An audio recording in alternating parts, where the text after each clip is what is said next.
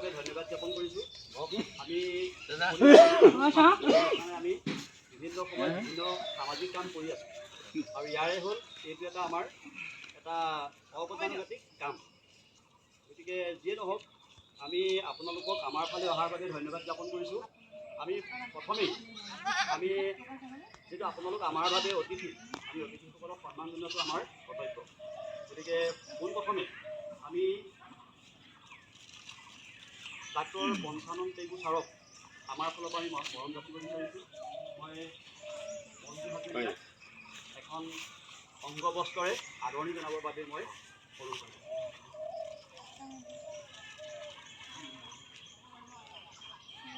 পঞ্চানন টেগু তেখেতে এই সামাজিক কামবিলাকৰ লগতো জড়িত। আমি কেৱল ক্ষুদ্ৰ এটা আমি মৰমে যাচিছোঁ। আমাৰ মাজত আছে দধিৰাম দাস ছাৰ আছে। ডাক্তৰ দধিৰাম দাস ছাৰকো আমি এখন ভকতি বস্ত্ৰৰে আদৰণি জনাবৰ বাবে মই তেখেতক আমি প্ৰায়ে পাওঁ সমাজৰ বিভিন্ন কামৰ লগত জড়িত, বিশেষকৈ পশু চিকিৎসা সেৱাৰ লগতে জড়িত। তাৰপাছত আমাৰ মাজত আছে ৰাজীৱ বাহৈ, ৰজাবাৰীৰ এজন ব্যক্তি আমি চিনি পাওঁ। আমি এখন ভকতি বস্ত্ৰৰে আদৰণি জনাবৰ বাবে মই মঞ্জুলা হাজৰিকাক অনুৰোধ কৰিছোঁ। ৰাজীৱ বাহৈ। আমাৰ মাজত আছে আছে, আমি তেখেতকো এখন ভকতি বস্ত্ৰৰে আদৰণি জনাবৰ বাবে মই মঞ্জুলা হাজৰিকাক অনুৰোধ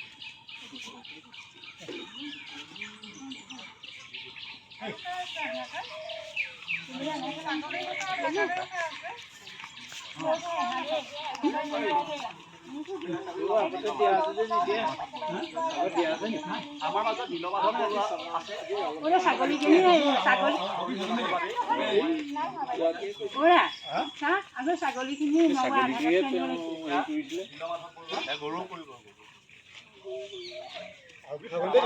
মাজত আছে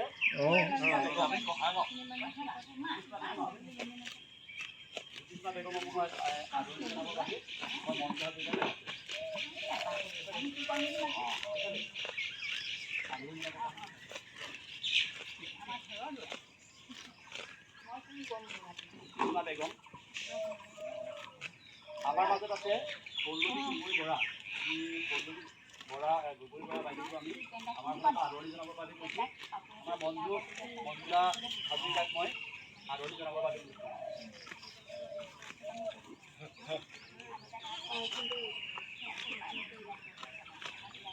পল্লৱী গগৈ বৰা বাইদেউ, আমি আপোনালোকক আমাৰ মাজলৈ অহাৰ বাবে আমি অশেষ ধন্যবাদ জ্ঞাপন কৰিছোঁ। যিহেতু আমাৰ গ্ৰাম্যাঞ্চলৰ এটা পিছপৰা অঞ্চল বুলি ক'ব লাগিব। ইয়াত বিভিন্ন সময়ত কুকুৰে হওক বা অন্য জীৱ জন্তুৰ প্ৰায় অসুখ হৈ থাকে, হয়তো আপোনালোকে আহিছে বুলি কৈছেই। যিয়ে নহওক আমি আপোনালোকক ধন্যবাদ জ্ঞাপন কৰিছোঁ, যাতে আপোনালোকৰ কামবিলাক সুকলমে পাৰ হৈ যায়।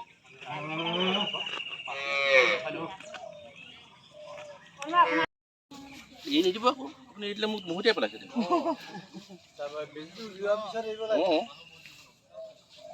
পোৱালি কেইমাহ হৈছে? 2 মাহ হৈছে। 2 মাহ।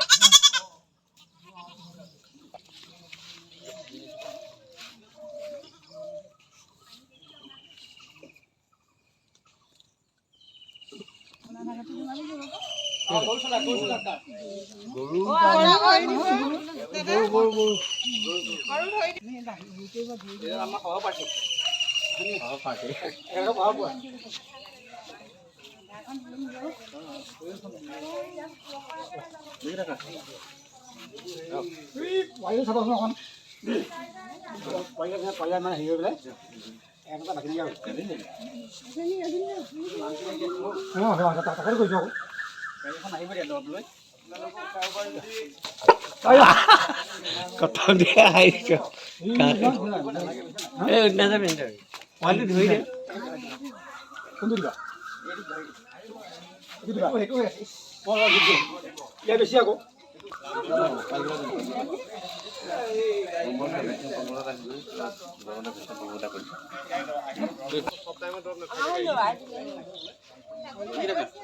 লৈ যাওঁ বুলি আহিলো।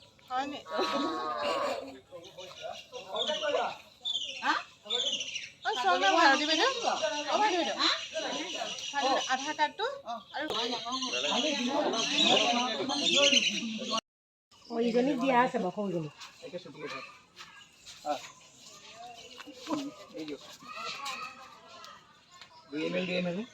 ভালে কৰি বুষ্টাৰ ড'জ হৈ যাব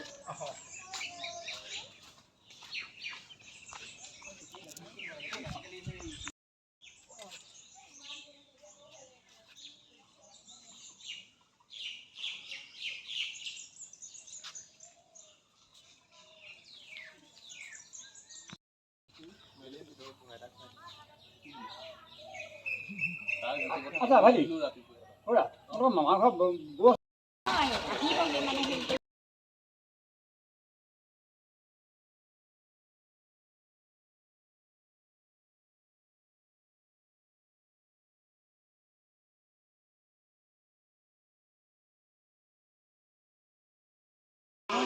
সোনকালে আৰু আধাৰ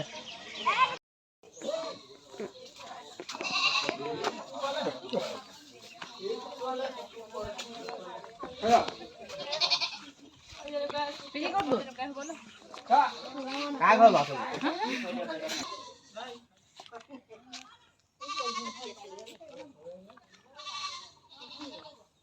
গাভিনী বুলি কবি আকৌ তই আধাৰ কাৰ্ডটো বিন কৰি ল মোবাইলটো আনিছা নাই মোবাইলটো না আধাৰ অকণ দিবি নি